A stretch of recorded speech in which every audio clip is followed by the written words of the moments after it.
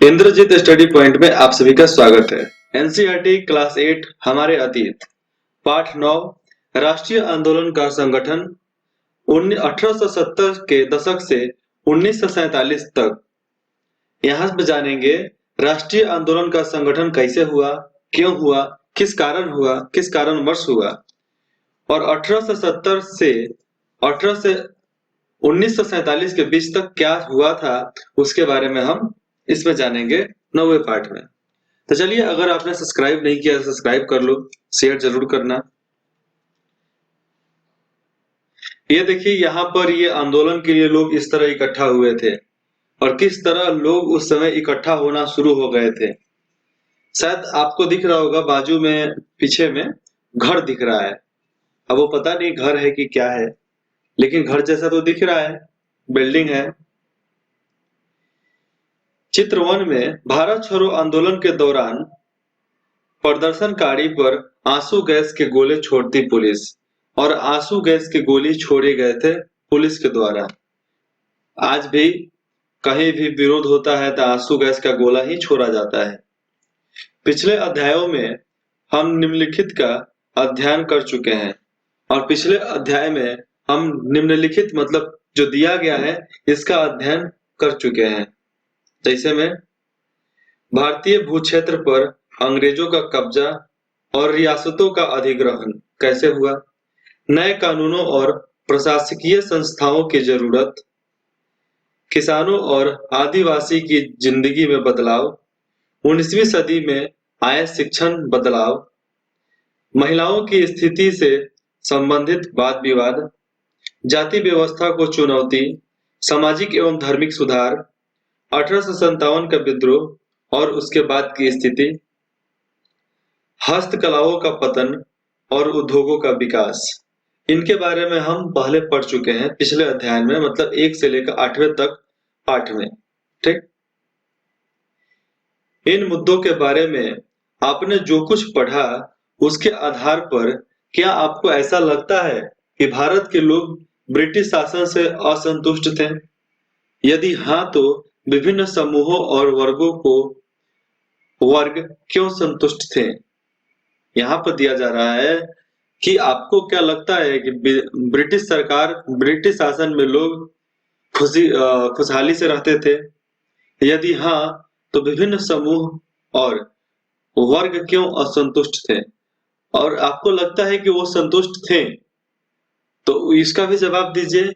और कुछ लोग संतुष्ट क्यों नहीं थे, उसका भी जवाब आपको देना है। इसका प्रोजेक्ट आप सबमिट कर सकते हैं। कहाँ पे? डिस्क्रिप्शन में नंबर दिए गए हैं, उस पे आप इसको सबमिट कर सकते हैं व्हाट्सएप नंबर पे, और आपको अवार्ड भी मिल जाएगा इसके अनुसार। ये बहुत लिमिट समय के लिए है, इसलिए जल्द से जल्द आप प्रेजेंटेशन को सबमिट करें। राष्ट्रीयवाद का उदय। उपरोक्त बदलावों ने लोगों को एक अहम सवाल के बारे में सोचने के लिए विवश कर दिया। यह देश क्या है और किसके लिए? यह देश क्या है और किसके लिए है? इसका जवाब धीरे धीरे इस रूप में सामने आया। भारत का मतलब है यहाँ की जनता, भारत, यहाँ की जनता, भारत, यहाँ रहने वाले किसी भी वर्ग, रंग, जाति, पंथ, भाषा या जेंडर वाले तमाम लोगों का घर है। उसी को कहते हैं भारत। जहाँ अनेकों समुदाय के लोग, अनेकों जातियों के लोग रहते हैं, उसे ही कहते हैं भारत। यह देश और इसके सारे संसाधन और इसकी सारी व्यवस्था उन सभी के लिए है।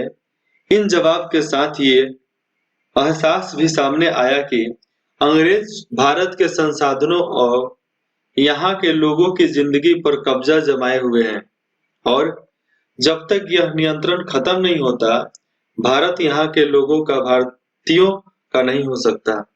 इन लोगों का था कि देश के संसाधनों पे आज कब्जा ब्रिटिश सरकार, अंग्रेजी गवर्नमेंट जमा कर रखा है।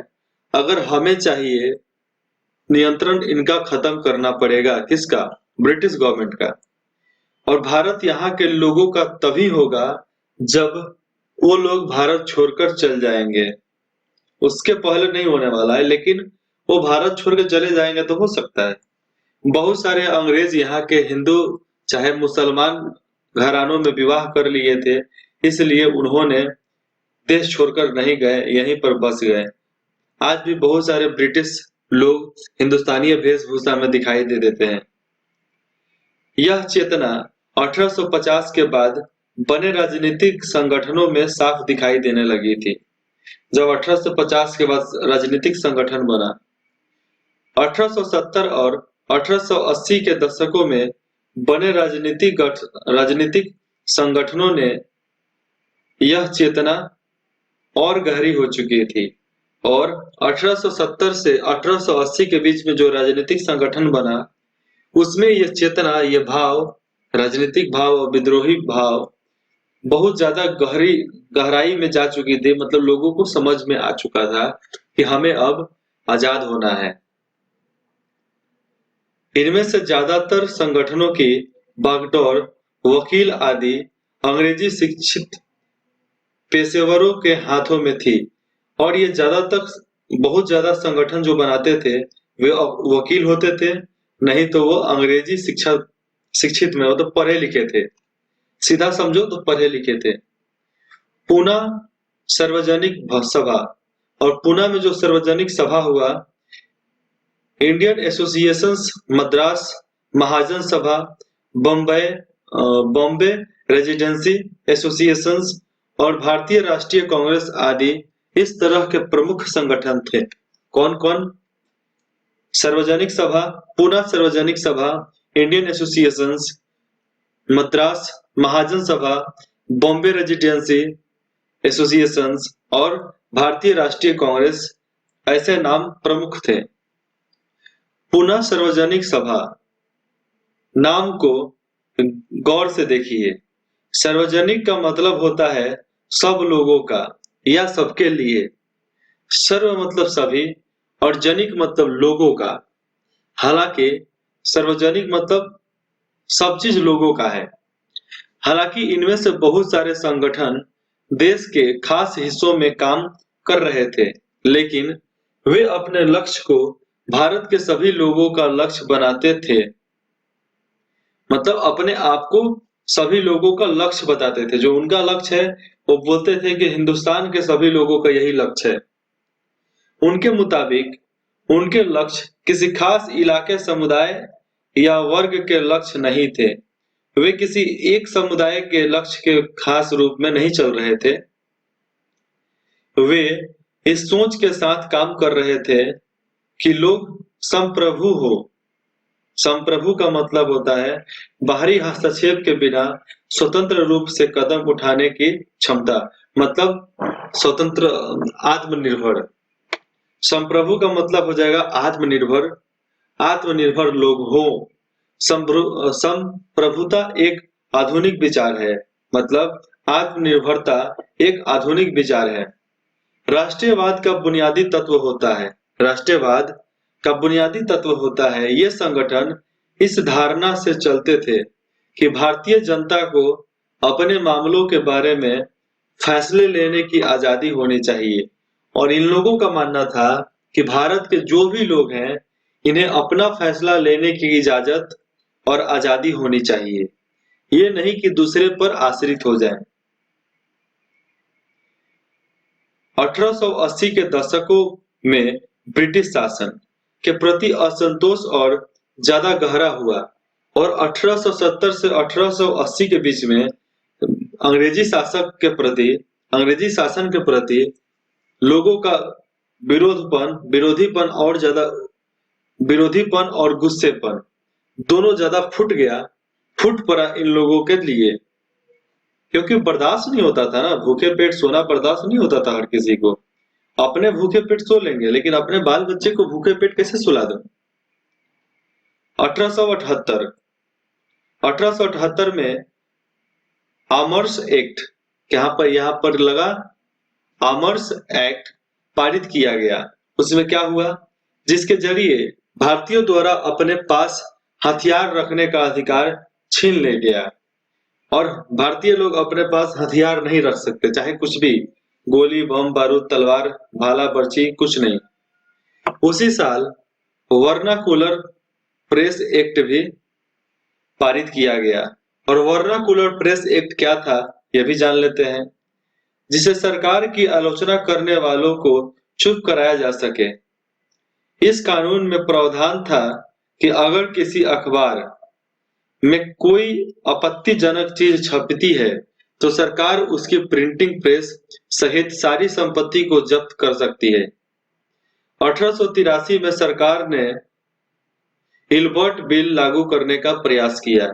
अब इल्बर्ट बिल क्या था, इसको लेकर काफी हंगामा हुआ। इस विधेयक में प्रावधान किया गया था कि भारतीय न्यायाधीश भी ब्रिटिश या यूरोपीय व्यक्तियों पर मुकदमे चला सकते हैं। मतलब भारतीय न्यायाधीश जो हैं वे ब्रिटिश या यूरोपीय व्यक्तियों पर मुकदमा चला सकते हैं। किस एक्ट के मुताबिक? Ilbert bill. इल्बर्ट बिल जब लागू हुआ तो भारतीय जज भी ब्रिटिश या यूरोपीय किसी भी व्यक्ति पर अपना मुकदमा साबित करे, चलाए, कुछ भी कर सकते थे, ताकि भारत में काम करने वाले अंग्रेज और भारतीय न्यायाधीशों के बीच समानता स्थापित की जा सके। ये उन लोगों का नियम था और ये लोग चाहते थे कि ऐसा हो। जब अंग्रेजों के विरोध की वजह से सरकार ने यह विधेयक वापस ले लिया और फिर सरकार ने यह विधेयक वापस ले लिया तो भारतीय ने इस बात का काफी विरोध किया। इस घटना से भारत में अंग्रेजों के असली रवैये का पता चलता था, क्योंकि ये घटना, हम इस चीज को दे दे फिर वापस ले ले, हम इस चीज को बोल दे कि दे देंगे, अब बोलेंगे कि नहीं देंगे, जाओ भाई तुमको अब नहीं देने वाले हम, तो कैसा लगेगा? लोग को भड़कना तो आम बात है, लोगों को विद्रोह करना तो आम बात है। और वही हुआ जो विद्रोह होना था। जनसंहार हुआ, नरसंहार हुआ, अंग्रेजों को मारा गया। ये तो आम बात हो जाती थी उस समय के समय में, क्योंकि उस समय उतना ज्यादा लोग शिक्षित नहीं थे। लेकिन जो शिक्षित थे वो बताते थे कि तुम लड़ो, हम तुम्हारे साथ हैं, तुम लड़ो, हम तुम्हारे साथ हैं। प्रचारक, ऐसा व्यक्ति जो सूचनाओं के प्रसार, रिपोर्टर्स, बैठकों में भाषण आदि के जरिए किसी खास विचार का प्रसार करता है, मतलब एडवर्टाइजमेंट करता है। पढ़े लिखे भारतीयों के एक अखिल भारतीय संगठन की जरूरत 1880 से ही महसूस की जा रही थी, परंतु इल्बर्ट विधेयक ने इस चाह को और गहरा कर दिया था। और क्यों कर दिया था? 1885 में देश भर के 72 प्रतिनिधियों ने बंबई में सभा करके भारतीय राष्ट्रीय कांग्रेस की स्थापना का फैसला लिया। और कब हुआ था? 1885 में 72 लोगों ने मिलकर राष्ट्रीय कांग्रेस की स्थापना करने के बारे में सोचा था और फैसला भी लिया गया था। ठीक है। संगठन के प्रारंभिक नेता, और इसके प्रारंभिक नेता थे दादा भाई नेरोजी। दादा भाई नेरोजी के बारे में आप जानते ही हो। फिरोज शाह मेहता, बदरुद्दीन तैयब जी, W.C. बैनर्जी, और उसके बाद है सुरेंद्रनाथ बैनर्जी, रोमेश चंद्र दत्त, S. सुब्रमण्यम अय्यर एवं अन्य प्राय बंबई और कलकत्ता के ही थे। और ये लोग बंबई और कलकत्ता के ही थे। नौरोजी व्यवसायी और प्रचारक थे। नौरोजी जो थे वो व्यापारी थे और प्रचारक थे, जो एक रिपोर्ट के जरिए लोगों के अंदर में अपनी बातों को पहुंचाते थे। उन्होंने युवा राष्ट्रवादियों का मार्गदर्शन किया। सेवानिवृत्त ब्रिटिश अफसरों एवं ओ हयूम, यहाँ पर है एओ हयूम ने भी विभिन्न क्षेत्रों के भारतीयों को निकट लाने में अहम भूमिका अदा की। और ये लोग जो थे, भारतीय लोगों को, भारतीय एकता को एकजुट करने के लिए बहुत ज्यादा कोशिश किया और प्रयास भी किया, और किया भी, एक दूसरे को एकत्रित भी किया। ऐसा बात नहीं है कि नहीं किया था। कांग्रेस इसके पक्ष में बोलने का प्रयास कर रही थी। कांग्रेस तो हमेशा एक संगठन, एक बिल बना देता है, हम करेंगे। जनवरी 1886 में द इंडियन मेयर नामक अखबार में लिखा गया। मेयर अखबार ने लिखा, बंबई में आयोजित प्रथम राष्ट्रीय कांग्रेस हमारे देश की भावी संसद का केंद्रिक है और यह हमारे देशवासियों के लिए अकल्पनिक रूप से लाभकारी परिणामों को जन्म देगा। मतलब ये जो विधायक बंबई में आयोजित हो रहा था राष्ट्रीय कांग्रेस, ये देशवासियों के कल्पनीय रूप का लाभकारी परिणामों को जन्म देगा। जो लोग सोच रहे हैं उस चीज को ये करके दिखाएगा। बदरुद्दीन तैयब जी ने 1887 में अध्यक्ष की हैसियत से कांग्रेस को संबोधित करते हुए यहाँ क्या कहा था, और ये जानना भी जरूरी है, बदरुद्दीन तैयब ने कांग्रेस के संबोधित जब किए थे कांग्रेस को पहली बार, तो इन्होंने क्या किया था। यह कांग्रेस भारत के किसी एक वर्ग या समुदाय के प्रतिनिधियों से मिलकर नहीं बनी है, बल्कि यह भारत के सभी समुदायों की संस्था है, जिसे बोलते हैं राष्ट्रीय कांग्रेस। अब बाद में राष्ट्रीय कांग्रेस का भी बहुत ज्यादा बंटवारा हुआ, बहुत ज्यादा टूटे, क्योंकि सब किसी को राज करना था। ये देख लो, ये चित्र जो दिया गया है यहाँ पे, ये चित्र है दादा भाई नौरोजी। दादा भाई नौरोजी की पुस्तक poverty and un British rule in India में ब्रिटिश शासन के अतिरिक्त परिणामों की बहुत तीखी आलोचना की गई थी। बहुत तीखी मतलब बहुत अपमानजनित बात किया गया था। उभरता हुआ राष्ट्र। अक्सर कहा जाता है कि आपने पहले 20 सालों में कांग्रेस अपने उद्देश्य और तरीकों के लिहाज से मध्यवर्गीय पार्टी थी, और कांग्रेस मध्यवर्गीय पार्टी थी। इस दौरान कांग्रेस ने सरकार और शासन में भर्तियों को और ज्यादा जगह दिया जाने के लिए आवाज उठाई, क्योंकि उन्हें और भर्ती करने के लिए आवाज उठाओ ना। कांग्रेस का आग्रह था कि विधान परिषदों में भारतीयों को ज्यादातर जगह दी जाए, परिषदों को ज्यादा अधिकार दिए जाए, और जिन प्रांतों में परिषदें यहाँ पर है, और जिन प्रांतों में परिषदें नहीं हो, मतलब बरांडे, मीटिंग रूम, हॉल नहीं हो, वहां उनका गठन किया जाए। और जहां पर परिषद नहीं होती है, जहां पे लोग इकट्ठा नहीं कर होते हैं, वहां पे इस संगठन को उनको गठन किया जाए, मतलब एक जगह लाया जाए। कांग्रेस चाहती थी कि सरकार में भारतीयों को भी ऊंचे पद दिए जाए। इस काम के लिए उसने मांग की कि सिविल सेवा के लिए लंदन के साथ साथ भारत में भी परीक्षा आयोजित किया जाए। सिविल सेवा सर्विस, जिसमें हर पुलिस कर्मचारी से लेकर आईएएस कलेक्टर तक आ जाते हैं सिविल सर्विस में, तो इसकी परीक्षा भी आयोजित भारत में किया जाए। ये भारतीयों की मांग थी और कांग्रेस भी यही चाहते थे कि ऐसा हो।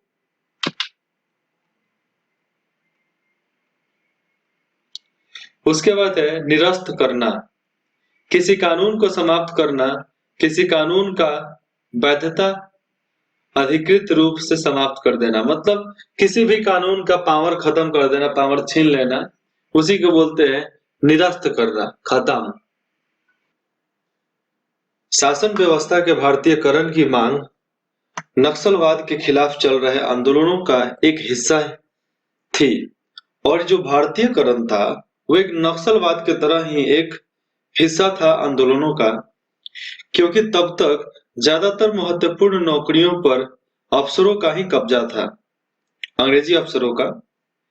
अंग्रेज आमतौर पर यह मानकर चलते थे कि भारतीयों को, जितने भी भारतीय हैं, उनको जिम्मेदारी भरे पद नहीं दिए जा सकते। जैसे में जितने भी सिविल सर्विस एग्जामिनेशन है, उसको नहीं, वो पद नहीं दिया जा सकता, क्योंकि वो पद जिम्मेवारी भरा है। उसमें बहुत ज्यादा जिम्मेदारी होती है, क्योंकि अंग्रेज अफसर अपने भारी भरकम वेतन का एक बड़ा हिस्सा ब्रिटेन भेज देते थे। इसलिए लोगों को उम्मीद थी कि भारतीयकरण से यहाँ की धन समाप्ति भी कुछ हद तक भारत में रुकने लगेगी, और इनका था कि भारतीयकरण के अनुसार यहाँ के पैसा यहाँ के लोगों के पास ही कुछ हद तक रुकने लगेगा। भारतीयों की मांग थी न्यायपालिका को कार्यपालिका से अलग किया जाए, और जो न्यायपालिका है उसे कार्यपालिका से अलग कर दिया जाए। पहले डीएम वगैरह जितना भी था वो न्यायपालिका में आता था, लेकिन अब कार्यपालिका में आता है। इसलिए आज भी कोर्ट अलग और कार्यपालिका अलग, जैसे डीएम ऑफिस, एसपी का ऑफिस, थाना, ये सब अलग अलग होता है।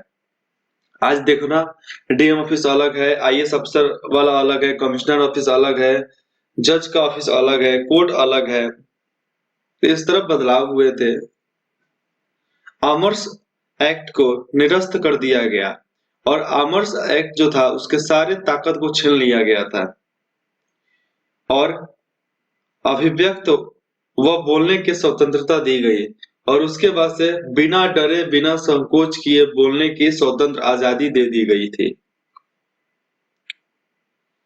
शुरुआती सालों में कांग्रेस ने कई आर्थिक मुद्दे भी उठाए।